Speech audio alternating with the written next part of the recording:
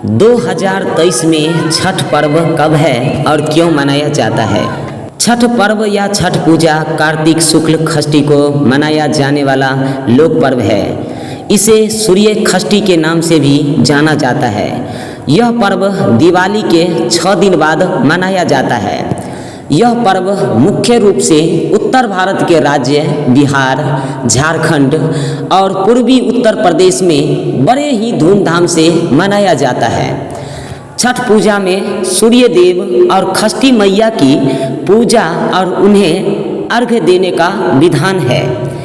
पिछले कुछ वर्षों से छठ पूजा को लोक पर्व के रूप में एक खास पहचान मिली है। यही वजह है कि अब इस पर्व की रौनक बिहार, झारखंड के अलावा देश के कई हिस्सों में भी देखने को मिलती है। छठ पर्व पर सूर्य देव और षष्ठी मैया की पूजा का विधान। छठ पूजा में सूर्य देव की पूजा की जाती है और उन्हें अर्घ्य दिया जाता है। सूर्य प्रत्यक्ष रूप में दिखाई देने वाले देवता है जो पृथ्वी पर सभी प्राणियों के जीवन का आधार है। सूर्य देव के साथ साथ छठ पर छठी मैया की पूजा का भी विधान है। पौराणिक मान्यता के अनुसार छठी मैया या षष्ठी माता संतानों की रक्षा करती है और उन्हें दीर्घायु प्रदान करती है। शास्त्रों में षष्ठी देवी को ब्रह्मा जी की मानस पुत्री भी कहा गया है। पुराणों में इन्हें माँ कात्यायनी भी कहा गया है, जिनकी पूजा नवरात्रि में षष्ठी तिथि पर होती है। षष्ठी देवी को ही बिहार, झारखंड में स्थानीय भाषा में छठ मैया कहा गया है। छठ पूजा उत्सव। छठ पूजा 4 दिनों तक चलने वाला लोक पर्व है। यह 4 दिवसीय उत्सव है जिसकी शुरुआत कार्तिक शुक्ल चतुर्थी से होती है और कार्तिक शुक्ल सप्तमी को इस पर्व का समापन होता है। पहला दिन नहाय खाए। यह छठ पूजा का पहला दिन है। नहाय खाए से मतलब है कि इस दिन स्नान के बाद घर की साफ सफाई की जाती है और मन को तामसिक प्रवृत्ति से बचाने के लिए शाकाहारी भोजन किया जाता है। दूसरा दिन खरना। खरना छठ पूजा का दूसरा दिन है।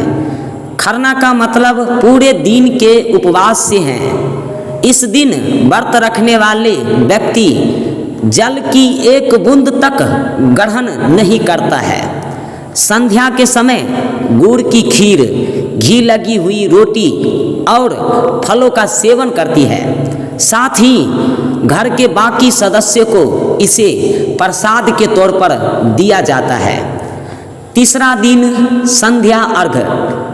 छठ पर्व के तीसरे दिन कार्तिक शुक्ल षष्ठी को संध्या के समय सूर्य देव को अर्घ्य दिया जाता है। शाम को बांस की टोकरी में फलों, ठेकुआ, चावल के लड्डू आदि से अर्घ्य का सूप सजाया जाता है, जिसके बाद व्रती अपने परिवार के साथ सूर्य को अर्घ्य देती है।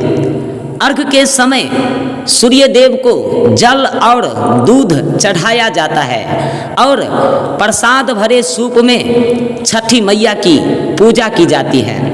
सूर्य देव की उपासना के बाद रात्रि में छठी माता के गीत गाए जाते हैं और व्रत कथा सुनी जाती है।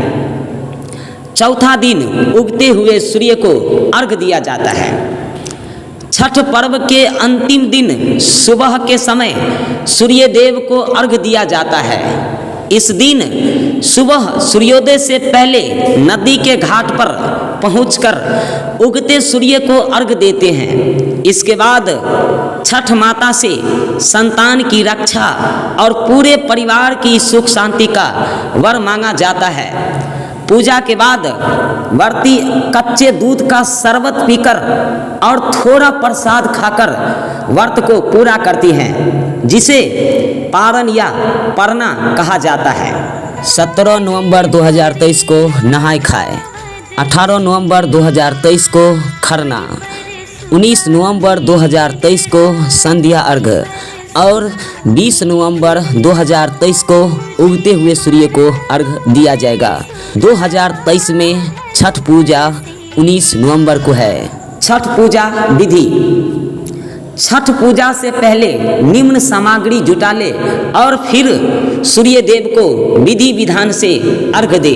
बांस की 3 बड़ी टोकरी, बांस या पीतल के बने 3 सूप, थाली, दूध और गिलास, चावल, लाल सिंदूर, दीपक, नारियल, हल्दी, गन्ना, सुथनी, सब्जी और शकरकंदी, नाशपाती, बड़ा नींबू, शहद, पान, साबुत सुपारी, कैराब, कपूर, चंदन और मिठाई।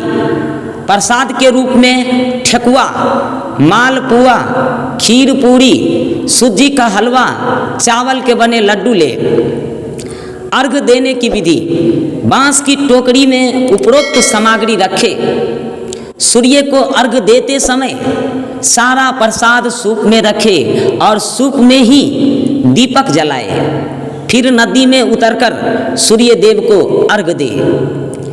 छठ पूजा से जुड़ी पौराणिक कथा है। छठ पर्व पर छठी माता की पूजा की जाती है, जिसका उल्लेख ब्रह्म वैवर्त पुराण में भी मिलता है। एक कथा के अनुसार प्रथम मनु स्वयंभू के पुत्र राजा प्रियव्रत को कोई संतान नहीं थी। इस वजह से वे दुखी रहते थे। महर्षि कश्यप ने राजा से पुत्र प्राप्ति के लिए यज्ञ को कहा।